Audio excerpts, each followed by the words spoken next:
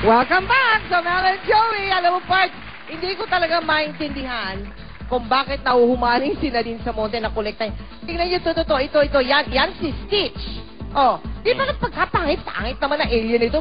Ang ganda-ganda naman ni Nadine. Ito naman na gustong-gusto niya. Ang ibig sabihin itong partner ko, mga kaibigan, yung paboritong karakter ng mga bata na si Lilo and Stitch. Yun na nga. Ito si Stitch. Yan si Stitch. Yan, pero tama ka, partner. Ano naman kaya ang nagustuhan nitong si Nadine sa monte kay Stitch at ito ang napili niyang kolektahin? Ating alamin, mga kaibigan, sa koleksyon Nadine's Stitches. Cute naman, Cute naman.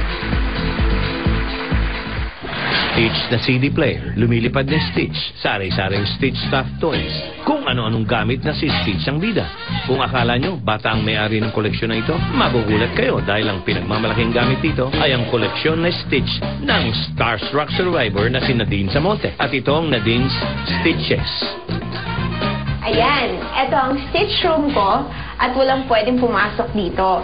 Kundi ako lang, kaya lagi nakapadlock to. Pero para sa inyo, papakita ko sa inyo collections ko. Halika! Si Stitch ay isang Disney character ng isang alien experiment. May 4 na pelikula ng pinagbidahan si Stitch. At dahil hindi siya kasing popular ng ibang Disney characters, may kahirapang humanap ng Stitch items. Pag may nakikita kong Stitch, binibili ko siya kaagad. Hindi na ako nagdadalawang isip. Yung parang, magkano yan? Ay, man. Yung parang hindi na ako nagaganon. So, sobrang desperate ko na ang hirap kasi talaga maghanap ng Stitch.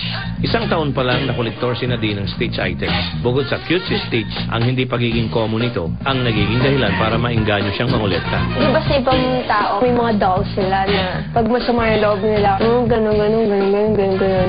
Ako, minsan, sa ibang Stitch na stuffed toy ko, ganun ako. Kaya naman mapahiganting Stitch stuffed toy o Stitch collectibles na kinakailangan ng magnifying glass para makita, meron si Nadine. Ito ang isa sa mga favorite Stitch ko. Ito ang Stitch radio na may CD player. Pag pinindutong ilong, lumalabas siya. So may CD sa loob. Siyempre, dapat meron din ako CD na Stitch.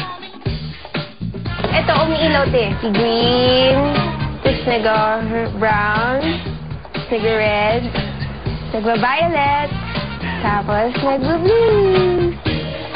Pinili ko siya dahil Stitch siya.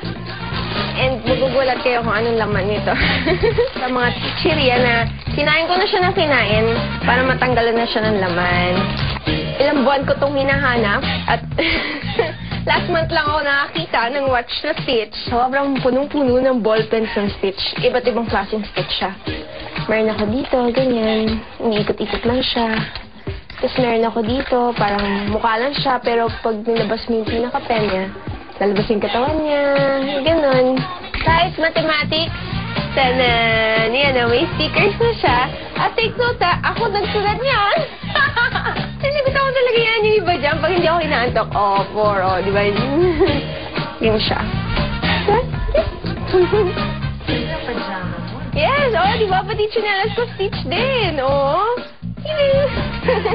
Dahil sobrang paborito ni Nadine si Stitch, nang pumunta siya ng Hong Kong sa unang pagkakataon nitong nakaraang buwan, maliban sa isang rubber shoes, ang laman ng 2 maletang naiuwi niya, puro Stitch. Actually po, ang dami ko pang gusto kasi meron pang table and chair, tapos may clock, may lampshade, may lagay ng hand sanitizer.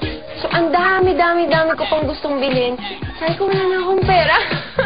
Sa halos 500 Stitch items na meron si Nadine, alam niya kung may nawawala kahit na ito. Kunyari, yung series na yan, sa ulo ko siya, kahit ganyan. Ewan ko ba? Siguro ganun talaga pag nagko-collect ka. Hindi rin nilalabas ni Nadine sa silid na ito ang kanyang mga gamit na Stitch. Kapag may taping, 3 Stitch items lang ang dala niya. Lalagyan ng tissue, maliit na bag at salamin. Kasi baka mawala, baka madumihan. Masyado akong maselan pagdating sa mga ganung bagay eh. Matagal pa raw na magsasawa o titigil si Nadine sa kanyang pangungulekta ng Stitch. Gusto ko pag nagkaanak ako, makita niyo yung ganyan yung collections ko. Yung para mapakita ko sa kanya na kahit maliit na bagay, sobrang importante yan. Yung talagang pinaghirapan ko talaga yan. Para kay Nadine Samonte, ang kanyang koleksyon ay hindi lang nagbibigay sa kanya ng saya, kundi inspirasyon para pagbutihin ang trabaho para mapalaki pa ang kanyang Stitch collection. Sabagay, mas cute